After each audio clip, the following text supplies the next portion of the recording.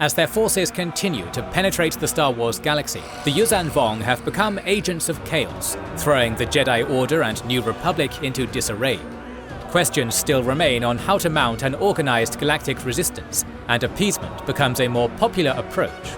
This episode covers the Elan deception plot, the Battle of Ord Mantell, and the surprise attack on Fondor. Welcome to the Wizards and Warriors channel, where today we're continuing our coverage of the Yuuzhan Vong War, with the push towards the core and the importance of intelligence and misinformation as the first year of the war comes to a close. The Jedi had been disgraced by the destruction of Ithor, covered in our prior episode, finding their already tenuous position in galactic public opinion slipping, particularly Master Corran Horn, who stepped back from the Order to avoid sullying their name further due to his role in the destruction of Ithor. But the Yuuzhan Vong had a very different view of the Jedi developing. Repeatedly, the Jedi had proven to be the only group consistently standing against them. Multiple groups of warriors, or even prominent leaders of their advanced forces, including Shaddai Shai himself, had been killed in single combat with Jedi.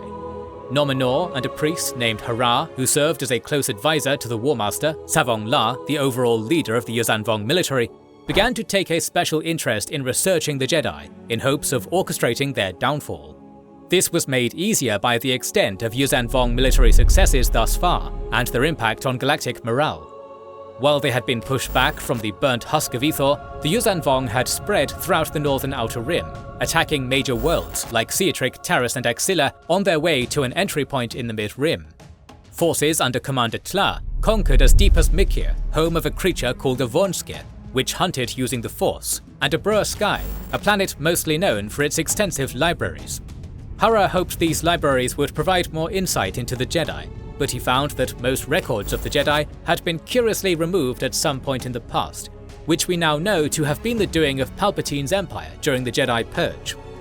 New Republic Supreme Commander Cian Sov and his Chief of Staff, Commodore Turk Brand, had proven ineffectual at organizing the New Republic's military for an active war thus far. Many in the galaxy began to feel that resistance would be futile, and collaborationist efforts started to emerge.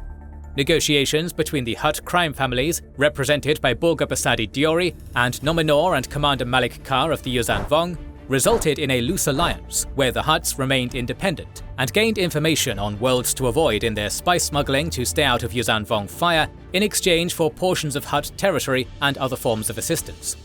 But many directly within the New Republic, and even the Empire, felt as though the lack of a proper New Republic response meant a Yuuzhan Vong victory was inevitable. These disaffected individuals and groups formed a collaborationist organization called the Peace Brigade, which assisted the Yuuzhan Vong in infiltration efforts, raiding refugee convoys, and especially in the Yuuzhan Vong's growing hunt for the Jedi. The refugee issue was only worsening as the Yuuzhan Vong spread deeper into the galaxy. An effective network of support had risen, thanks to the organizational work of Leia Organa Solo and the contributions of planets like Agamar, who were willing to allow resettlement of refugees on their own world and assist in relocation efforts with what ships they had. But these worlds tended to be directly in the invasion path, and fell prey to the Yuuzhan Vong advance. Agamar itself had fallen shortly before Ithor. New efforts to organize the refugee movement began to center themselves deeper into the Mid-Rim past Ithor at Ord Mantell and its famous space station, the Jubilee Wheel, where refugees would gather before journeying to other worlds, like Ruin in the core and Gyndine in the expansion region. All this factored heavily into a plan being developed by Nominor and Eminence Hara to deal with the Jedi. They enlisted the help of another of the priest caste, Priestess Elan, who belonged to the Deception sect, devoted to the worship of the Yuuzhan Vong trickster goddess Yun Hala. The group had Elan pose as a defector, seeking refuge in the New Republic. Getting Elan convincingly into New Republic custody was going to require a sacrifice on the part of the Yuuzhan Vong. Elan was sent aboard a Yuuzhan Vong Shupshpa seed ship, a vessel used to transport material for conforming worlds to the Exodo system. Once there, she was intercepted by the proficient-class light cruiser Soothfast, which destroyed the seed ship and recovered both Elan and a mysterious being of the equally mysterious Fosh species named Vajir, seemingly Elan's familiar. Once in contact with New Republic intelligence, Elan claimed to have information on the Coom spores, a virus which had infected Jedi Master Mara Jade Skywalker, causing her seemingly terminal illness. She hoped this information would gain her an audience with a significant group of Jedi leaders, including the Masters. At that point, she would be able to unleash toxins from a bioweapon beetle embedded within her lungs, killing both her and the Jedi. When informed of this attempt to contact the Jedi, Master Luke Skywalker was intrigued, but in order to prove her sincerity to the New Republic, Elan also fed them information about an upcoming attack planned by the Yuuzhan Vong on the new refugee centers on Ord Mantell. Leia was still present in the system, organizing refugee relief efforts, but Han Solo was also independently in the system with his new partner, a Rin named Droma, where he was learning about the activities of the Peace Brigade through old smuggler contacts, some of whom had even joined the Peace Brigade's ranks. The New Republic moved quickly to set a trap using this new intelligence. Ord Mantell was reinforced with a sizable New Republic and Imperial Remnant joint task force, hidden between the moons of the planet. The force was commanded by General Yald Sutel of the New Republic and Vice Admiral Ark Poinard of the Galactic Empire, on his flagship, the ISD-2 Erenik. The rest of the task force was made up of 16 total capital ships, including a Mediator battlecruiser, 2 Quasar Fire-class bulk cruisers, 3 escort frigates of unstated type, and 5 Ranger gunships. Just as Poinard was questioning the veracity of the intelligence, doubting the strategic importance of Ord Mantell, Commander Malik Kar and the Yuuzhan Vong fleet arrived in system, consisting of 2 Ifril Manat corvettes, 3 Matalok light cruisers, 5 Roik Chun Ma'ar frigates, and a Mid Roik warship.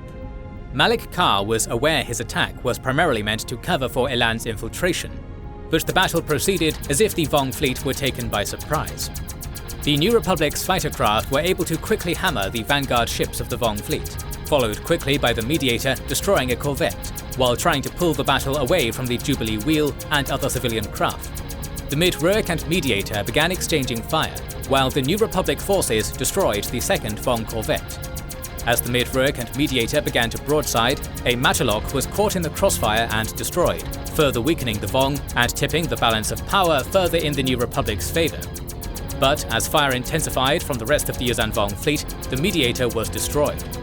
Erenik moved to replace the lost centerpiece of the fleet, but rather than focus on the Imperial flagship, the Yuuzhan Vong fleet turned its attention to Ord Mantell itself, bombarding the planet and moving for the wheel. A massive worm-like creature called a Quoth Skull emerged from the Yuuzhan Vong flagship.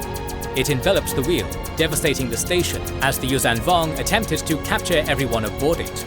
Han and Droma were able to escape, and the New Republic fleet was finally able to drive off the Yuuzhan Vong, although at the cost of many killed and captured civilians. The battle proved Elan's loyalties in the eyes of New Republic intelligence, to the delight of Hurrah's conspiring cabal. In the New Republic, Elan was transported discreetly aboard a cruise ship called Queen of the Empire, where Han Solo also happened to be traveling when disaster almost struck Hurrah's plans. The Peace Brigade, having heard of the New Republic capturing a defector, but not knowing Elan's true mission, attempted to recapture her when the Queen of the Empire arrived in the Bilbringi system. Fearing their plans would be ruined, Nominor took a frigate to ensure the Peace Brigade was unsuccessful. Rek Desh, a former associate of Han Solo's, was able to take custody of Elan and attempted to bring her to the Yuuzhan Vong frigate, so Nominor sacrificed many of his own fighters to ensure the shuttle wouldn't reach them, and instead, Han Solo was able to catch it and re-liberate Elan. Once Vajir and Elan were aboard the Millennium Falcon, Han and Droma deduced that the whole situation was a ruse.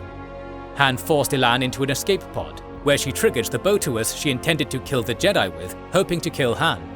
Han was able to save himself with a gas mask on the ship, while Elan perished. Vajir thanked Han for giving her the opportunity to be among her own kind, a statement Han didn't quite understand, and provided him with a vial filled with her tears, instructing him to bring it to the Jedi, before launching herself into the escape pod and leaving. Han returned to Coruscant, where he met with Luke, Mara, the healer Jedi Master Kilgal, and Mara's medical team. After an analysis of the tears, they had healing properties, and when administered to Mara, seemed to cure her illness.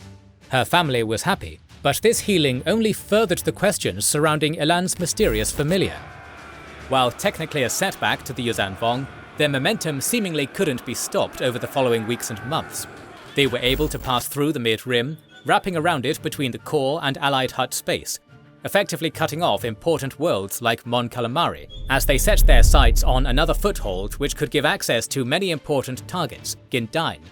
You may recognize the planet from earlier, as being one of the worlds which agreed to take in many refugees. and it took a prominent position in the work of the Senate Select Committee for Refugees, or CELCOR. While Leia and Jedi Knight Worth Skidder were on the planet assisting relocation efforts, the Yuuzhan Vong attacked the world, deploying agents disguised by Uglith maskers to provoke panic, along with terrible fire-breathing walkers. The meager defense forces were quickly overrun, and Commander Elanco of the New Republic's remaining forces urged Leia and CELCOR to evacuate as fast as possible. Many refugee ships were destroyed or captured as they tried to flee, and the total number of beings able to successfully escape the planet barely numbered in the thousands, leaving most of the refugees and inhabitants of Gyndine behind to be captured or killed. Leia was able to escape, loading her ship with as many refugees as she could, but Skidder was one of the many captured by the Yuuzhan Vong. The fall of Gyndine reignited dissent among the New Republic Defense Forces leadership during a meeting on Coruscant. Donean Admiral Atana Bat was one of the few high-ranking commanders remaining in active duty with significant experience, and he highlighted how repeatedly allowing planets like Gyndine to fall reinforced the belief that the New Republic only cared about the core, and that the Yuuzhan Vong would win, fueling the sentiment which drove recruitment into the Peace Brigade. Many formerly allied planets in the New Republic wouldn't allow the New Republic to stage fleets in their space, lest it bring reprisals from the Yuuzhan Vong. A debate grew over the next likely target of the Yuuzhan Vong, whether it would be into the core at Kuet or Corellia, or further out into the Rim in the south, attacking the Bothan homeworld of Bothawui. Commander Brand and Admiral Cian Sov also informed Abat of two major plans being executed. First, Leia was being sent as an ambassador to beseech the Hapans to join the war on the New Republic's side. Prince Isolde of the Happy's consortium had once courted her for marriage, and the royal family maintained close ties with the Skywalkers and Solos, not least because Princess Tenel Ka was one of the closest friends of Han and Leia's twin children. Secondly, the New Republic had gained Governor-General Marcha of the Corellian system's approval to take a surprising measure, the reactivation of Centerpoint Station. Centerpoint was a massive superweapon, able to create giant interdiction fields across vast distances. It had been used a decade before in an attempt by Corellia to stage an insurrection against the New Republic, firing repeatedly to destroy planets and systems in the hopes of exacting concessions from the galactic government. But now, Brand and Sov hoped to reactivate the station secretly, leaving Corellia otherwise undefended in order to lure the Yuuzhan Vong into an attack on the system, locking them down for a New Republic fleet to jump in and annihilate as many Yuuzhan Vong ships as they could trap. This plan also required the help of a Solo, as during the prior crisis, Anakin Solo was the only one who had been able to activate the station. Once in the Happy's consortium, Leia beseeched the Hapan royalty for aid.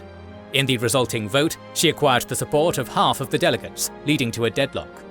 The voices opposing her included the Archon of Virgil, Beed Thane, who accused her of deceiving them and insulted her as a Jedi, though Princess Tenel Ka reminded him any insult to the Jedi was an insult to her as well. Thane argued for the consortium to stay out of the war until the Yuuzhan Vong attacked them directly, something they had thus far not done. Prince Isolde challenged Thane to a duel in response to his assault on Leia's honor, demanding Thane's vote in support of Hapan aid to the New Republic should he win. Isolde emerged from the hand-to-hand duel victorious, and Thane was true to his word, voting in Leia's favor, but warning the campaign would likely prove disastrous to the consortium, something seemingly supported by a series of ominous but unclear visions Leia began receiving in the Force. Meanwhile, the plan to rearm Centerpoint moved forward, and debate continued over whether Bothawui or Corellia would be the next target of the Yuuzhan Vong. In Yuuzhan Vong space, the world ship of Supreme Commander Nas Chokka had arrived, and plans continued to unfold to ensure the New Republic believed that Bothawui or Corellia would be their next target. This pair of possibilities had actually been intentionally planted by the Yuuzhan Vong, and another attack was executed by Chokka and his flagship, the Mid Roik Yamka, on the nearby Tina to further convince them that this was the case.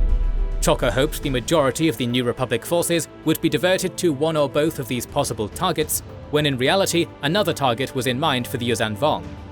This had all been executed with the unknowing help of the Hutts.